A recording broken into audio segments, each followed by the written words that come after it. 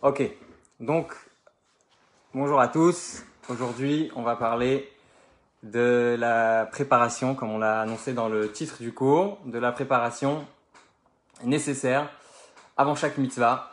Des fois, on se lance dans quelque chose et on n'a pas le temps de réfléchir, on n'a pas le temps de faire ce qu'il faut pour être bien prêt, pour faire les choses de la manière la meilleure possible. Ça, c'est une chose qu'on apprend aussi de la paracha de cette semaine. Donc, l'histoire des explorateurs. On rappelle un peu l'histoire pour ceux qui ont oublié depuis l'année dernière. Avant de rentrer en Israël, les Juifs envoient 12 explorateurs parmi les gens les plus, on va dire, les plus haut placés, parmi les gens les plus importants vraiment du peuple juif.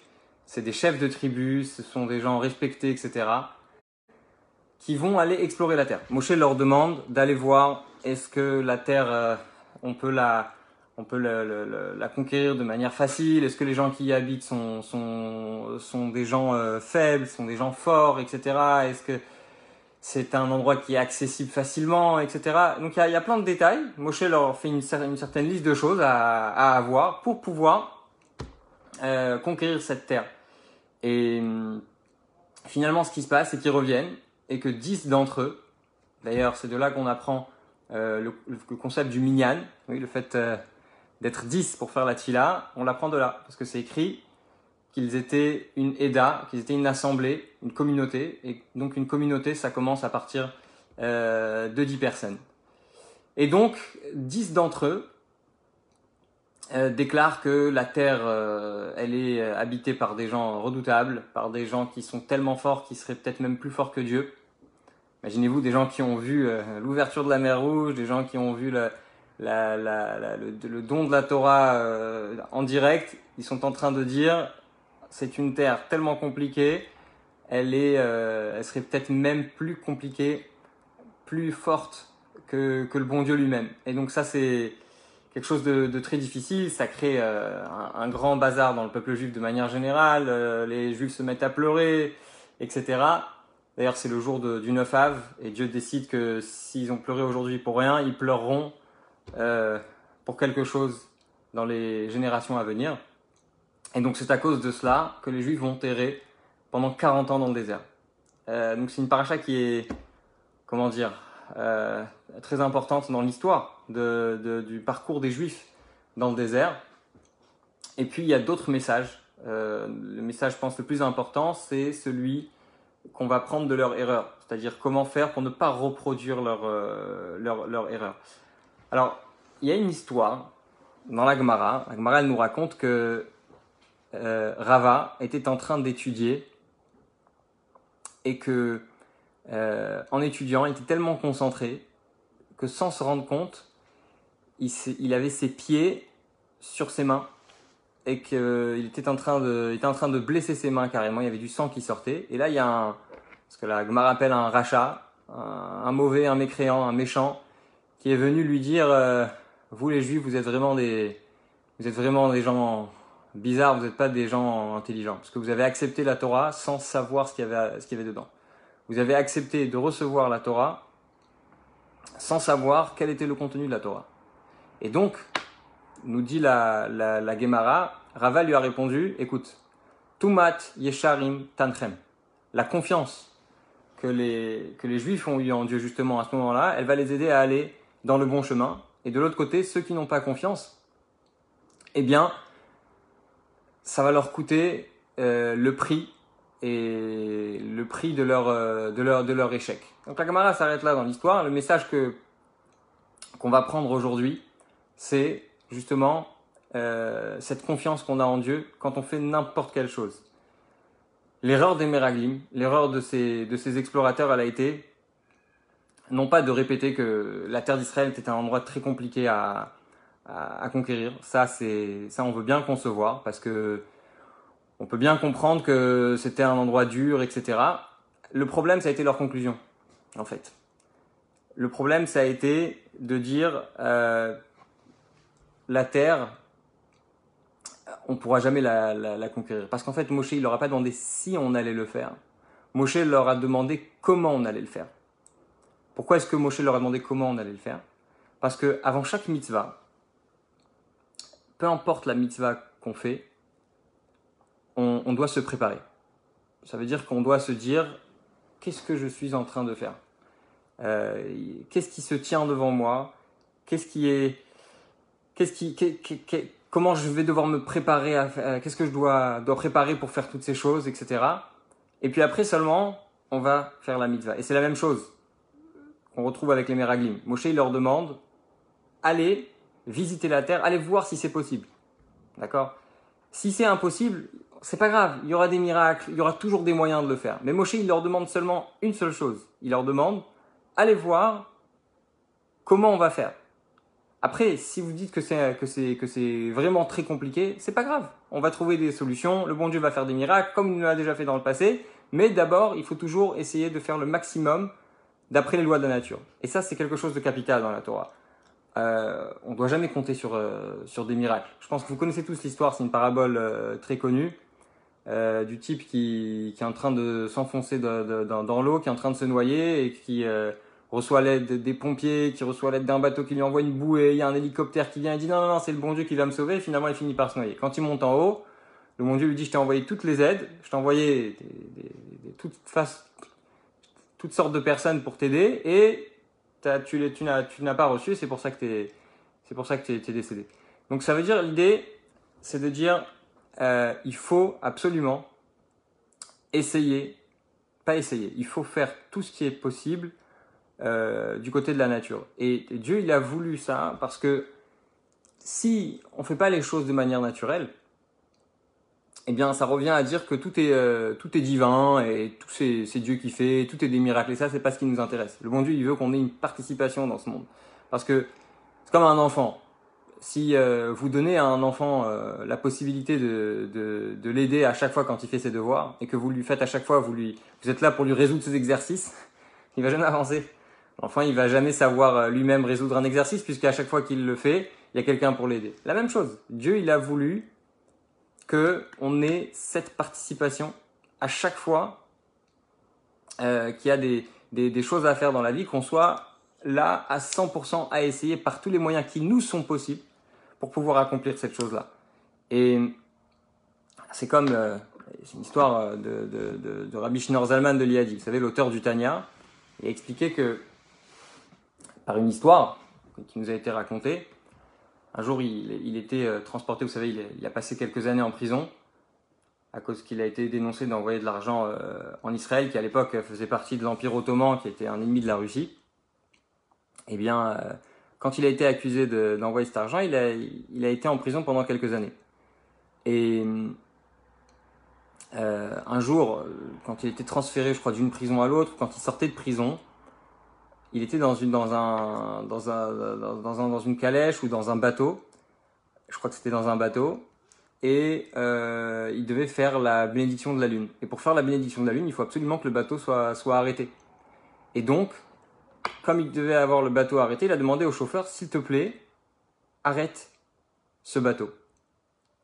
Et le chauffeur n'a pas voulu arrêter le bateau, donc l'Admour HaZaken a fait un miracle pour arrêter ce bateau. Et puis, il a commencé Kiddush Levana, il n'a pas fini. Il a attendu que le bateau s'arrête. Il a attendu que le bateau continue un petit peu, et puis il a dit au chauffeur, au capitaine, il a dit s'il te plaît maintenant arrête le bateau. Mais il a dit mais si vous êtes capable vous-même de le faire, pourquoi vous le faites pas? Il a dit s'il te plaît je te demande de toi l'arrêter par toi-même. Et quand il a arrêté le bateau, l'autre naturellement, sans miracle, eh bien l'Admour HaZaken a fini Kiddush Levana, donc la bénédiction sur la lune. Et ce qu'on peut prendre de cette histoire, c'est que bien qu'il ait la possibilité de faire un miracle, et il a même commencé par le faire parce qu'il a fait une certaine partie de la bénédiction sans miracle, avec le miracle, pardon.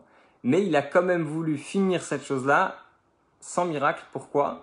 Parce que c'est important que quand on fait les choses, on les fasse naturellement, qu'on soit dans ce monde de la manière la plus naturelle possible. Et le premier enseignement qu'on doit prendre de ça, par rapport à Moshe, c'est que de la même façon que quand un homme crée un ordinateur, ou que quand on crée un programme, qu'on crée n'importe quelle structure, et on est conscient en faisant cette chose-là que des capacités de la chose qu'on est en train de faire, et bien la même chose. Dieu, il nous a créés, et Dieu, il est tout à fait conscient, il est tout à fait à même de savoir quelles sont nos capacités. Et ça veut dire que quand on nous demande de faire n'importe quelle mitzvah, quand on nous demande de nous engager plus dans Torah et Mitzvot, c'est qu'on en est capable. Pourquoi est-ce qu'on en est capable? Le fait même qu'on nous demande, c'est qu'on nous a donné les forces.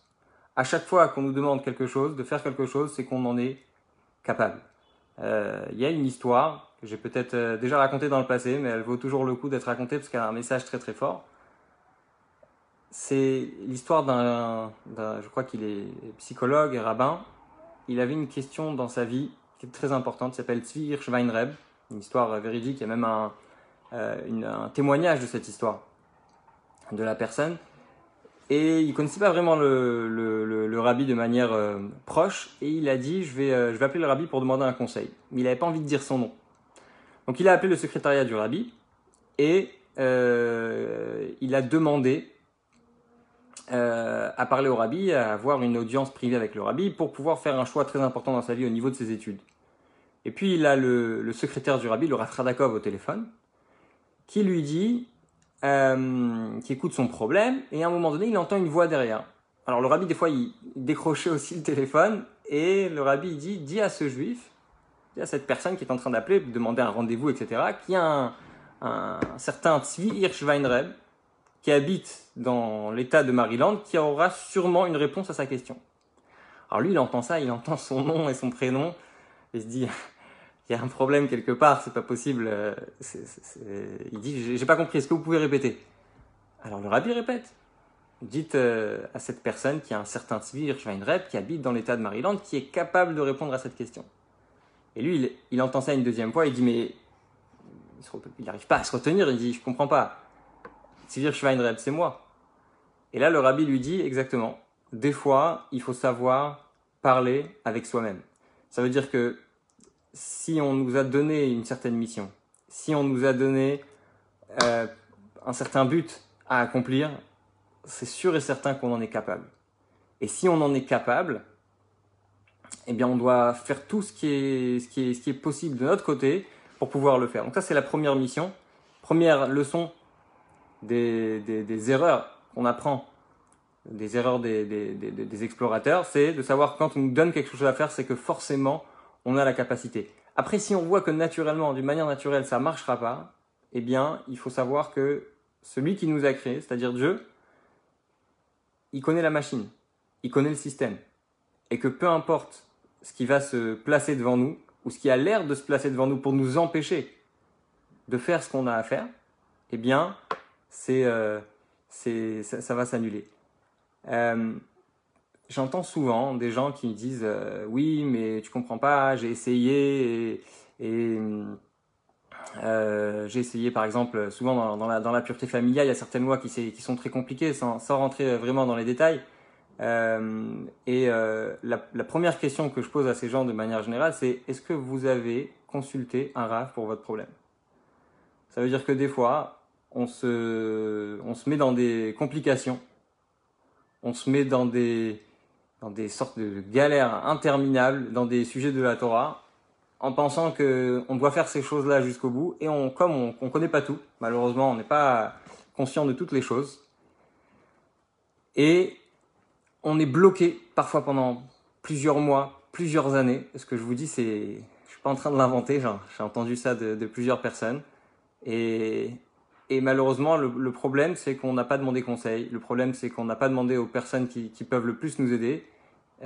Des fois, on demande à un rav, il faut peut-être demander à un deuxième. Il aura peut-être la meilleure réponse. Souvent même, il y a des rabbanim qui vont vous guider vers d'autres rabbanim. Pourquoi? Parce que quand on veut savoir comment bien accomplir la Torah, dans nos conditions à nous, eh bien, il faut absolument se rapprocher d'un rav et lui demander les questions qu'il faut lui poser, les bonnes questions pour avoir les bonnes réponses pour pouvoir avancer. Donc, première leçon qu'on apprend des Meraglim, c'est il n'y a rien d'impossible quand il s'agit des choses que Dieu nous demande. Ça, c'est la première chose qui est très importante à savoir.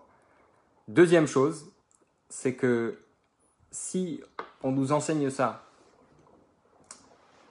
à côté, juste à côté, c'est-à-dire à côté, proche de l'entrée d'Israël dans la Torah, c'est parce que l'entrée en Israël, elle est synonyme de toute la Torah de manière générale. Ça veut dire quoi? C'est quoi la terre d'Israël? Qu'est-ce que la terre d'Israël a de particulier par rapport aux autres terres? Très simplement, la terre d'Israël, elle a quelque chose de très spécial. C'est qu'elle a une présence divine constante. On dit, les yeux de Dieu ne quittent pas la terre d'Israël du début de l'année à la fin de l'année. D'accord? Ça veut dire qu'en Israël, il y a quelque chose de très particulier, il y a une présence divine très très forte. Et en réalité, quand on fait une mitzvah, qu'est-ce qu'on fait? On amène Dieu dans notre vie. D'accord? Et c'est comme cette personne qui voulait absolument aller en Israël, habiter en Israël. Et Tzemar Tzedek, troisième rabbi de Lubavitch, lui a dit, t'as envie d'aller en Israël? Au lieu d'aller en Israël, fais de ton endroit Eretz Israël. Ça veut dire quoi, faire de ton endroit Eretz Israël? Ça veut dire de transformer ta vie, le côté matériel qu'il y a dans ta vie, et de le transformer en quelque chose de spirituel, tout simplement. Donc, la deuxième chose qu'on apprend de la paracha de cette semaine, qui est quelque chose de très important, c'est le fait que la leçon de l'entrée en Israël, qui est synonyme en réalité de toute la Torah. La troisième chose, c'est la chose, je pense, la plus importante, le message le plus important, c'est de se préparer avant de faire une chose. Ça veut dire que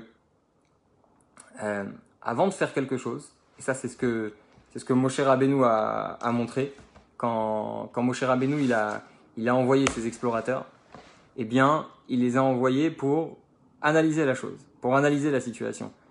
Malheureusement, des fois quand on fait une mitzvah, quand on fait n'importe quelle action, on n'analyse pas ce qu'on fait, on se prépare pas, et vous connaissez l'expression, on improvise le mieux ce qu'on a bien préparé. Ça veut dire que quand on est pris au dépourvu et qu'il y a une fête qui arrive et on dit « Ah, j'ai oublié, je savais pas, machin, etc. Mais comment on fait, comment on s'organise ?» Bah oui, il faut se préparer. C'est la même chose. Moshe, il a envoyé ses explorateurs pour que ces explorateurs soient prêts. Et si on n'est pas préparé psychologiquement avant chaque mitzvah, si on n'a pas pris conscience avant chaque mitzvah comment on doit la faire, et on n'a pas analysé tous les détails de cette mitzvah, eh bien, ça pose un grand problème. Ça pose le problème de l'accomplissement de cette mitzvah de la meilleure façon qui soit. Maintenant, le dernier détail, qui est très important, c'est que Dieu a envoyé à Moshe cette mission, et Moshe l'a faite de lui-même. Et ça, c'est quelque chose de très important, parce que, si vous voulez, le don de la Torah, si vous allez aujourd'hui sur le mont Sinaï, c'est pas un endroit saint. C'est pas un endroit saint, et ça l'a été que pour un certain moment. Pourquoi? Très simplement parce que c'est Dieu qui a fait quelque chose. Après le don de la Torah, et surtout quand on parle de l'entrée en Israël, le but, c'est que en Israël, les Juifs vont travailler la terre, les Juifs vont s'installer, etc. Ils vont construire le Beth Amikdash qui jusqu'à aujourd'hui est un endroit saint. Vous savez, on n'a pas le droit de monter, ce qui est en haut du kotel, on n'a pas le droit d'aller là-bas parce que c'est considéré comme un endroit très saint. Pourquoi? Parce qu'Hachem a envie qu'on travaille avec nos forces. Il y a une parabole comme ça, vous connaissez peut-être, c'est l'histoire d'un riche qui aide deux personnes. Deux personnes qui sont dans une situation très difficile financièrement. Il leur donne à chacun une certaine somme d'argent. Et le premier qui a, on va dire par exemple 100 000 euros. Le premier, il prend les 100 000 euros et tout de suite il va au casino, il s'éclate, il revient à la maison, il achète la plus grande, le plus bel ordinateur, il achète la plus belle voiture, etc. Vous l'avez compris, en quelques mois, il n'y a plus 1 euro et il rentre dans de nouvelles dettes. Le deuxième, il prend l'argent, déjà il la divise en deux, avec une partie il paye ses dettes, l'autre partie il investit, avec une autre partie il essaye de faire des économies, de mettre de côté, etc. Et après 1 an, les deux viennent revoir le riche. Et puis un d'entre eux lui dit écoute, je suis vraiment dans la galère, j'ai absolument besoin que tu me prêtes encore 10 000 euros, je te promets dans un mois je les aurai. Ça vous dit quelque chose, ce genre de demande, on en a souvent. Et le deuxième, il revient avec le premier remboursement et il lui dit voilà, à partir de maintenant je vais venir te rembourser petit à petit. Eh bien, le riche se tourne vers lui et lui dit écoute, il n'y a pas de problème, ce que je t'ai donné, j'ai donné de bon cœur, j'ai vu que tu l'as bien utilisé, tu peux le garder. Par contre, l'autre, qui a dépensé son argent n'importe comment, eh bien, le riche lui dit sache, tu vas devoir me rendre jusqu'au dernier centime. Donc c'est un peu la même chose. Dieu, il n'a pas envie qu'on fasse les choses sur son compte à lui. Il veut investir dans nous, il veut nous donner les forces, il nous donne les forces. Mais il a envie qu'on fasse les choses de nous-mêmes. Il n'a pas envie qu'on fasse les choses parce qu'on se sent forcé, il n'a pas envie qu'on fasse les choses parce que il veut que ce soit nous-mêmes qui les faisons. J'ai lu aussi une histoire tout à l'heure d'un jeune homme qui avait pour la première fois gagné de l'argent de sa vie et son père, qui était quelqu'un de très attaché au rabbi, lui a dit prends une certaine partie de l'argent et envoie-la au rabbi. Il a fait lui-même le chèque et il a écrit au rabbi voilà, c'est le premier revenu d'argent de mon fils. Donc, on envoie au rabbi pour que ce soit pour toutes les bonnes actions, etc. Machin. Quand le rabbi a reçu le chèque, il a tout de suite repris le chèque, retour à l'expéditeur, et il a dit au père, c'est l'argent que votre fils a gagné, je ne le recevrai que quand votre fils m'adressera ce chèque personnellement. Ça veut dire que des fois on essaye de forcer les gens, des fois on essaye de forcer la main à certaines personnes, mais c'est pas le but. Et il faut prendre exemple, entre guillemets, prendre exemple de Dieu. Quand il a envoyé les explorateurs, la volonté de Dieu à travers Moshe, c'était absolument d'avoir une participation du peuple juif. Et c'est pour ça que la mission des explorateurs, c'est pas une mission qui se finit dans notre paracha. Parce que la mission, elle a été reprise par Yehoshua. Vous savez, le successeur de Moshe Rabbeinu, c'est Yehoshua. Et Yehoshua, quand il est rentré en Israël, il a aussi envoyé des espions qui, eux, ont bien fait leur travail. Et grâce à eux, on a pu, après, entrer en Israël. Donc, on a plusieurs messages. Pour récapituler un peu les messages rapidement. Le premier message, c'est le fait de toujours savoir quand on nous demande quelque chose, c'est qu'on est capable de le faire. Le deuxième message, c'est le fait que la mission essentielle dans le judaïsme, c'est de prendre exemple de la terre d'Israël qui est imprégnée d'une certaine divinité, qui est appelée la Terre Sainte, pas seulement par les Juifs, mais par l'ensemble de l'humanité. C'est la seule terre qu'on appelle la Terre Sainte. La troisième chose, c'est de se préparer avant de faire chaque chose et de savoir que Dieu, il a investi en nous et qu'il faut être digne de cet investissement. Voilà, bonne journée à tous.